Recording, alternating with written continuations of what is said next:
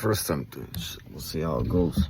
Here are 3 things you need to make sure you're doing in order to grow in the gym. First is going to be getting enough sleep. And I just can't stress this enough, bro. Like literally throughout the night, your body is building itself and preparing for the next day. And if you're like lacking your sleep, basically you're not doing any of that. On top of that, like the next day, even if you're not going to the gym, I don't care, like something else, bro. Like you're not concentrated, you don't have enough energy, you're tired, you're exhausted.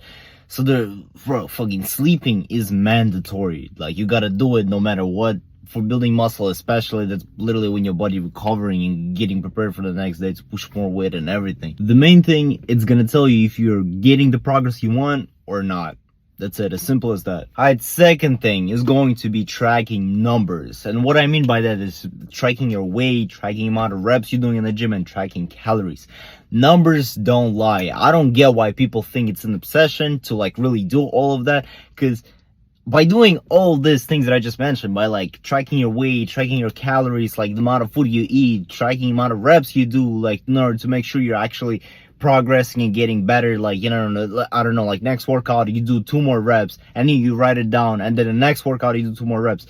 You're literally gonna be seeing the progress on the paper, not but just like looking at yourself and thinking that you're making progress, but it's gonna be factual and you're actually gonna know which direction are you moving, are you getting better or not. Without these numbers, it's gonna be extremely difficult to say that, to tell that you're getting any result whatsoever. It's only gonna be based on looks. Maybe for the first time it's gonna work, but then later on you're gonna be like, all right, I think I'm doing this amount of reps, and then the next workout you're doing the same amount of reps, thinking you're doing better, but actually not, and it's all because you didn't really track that.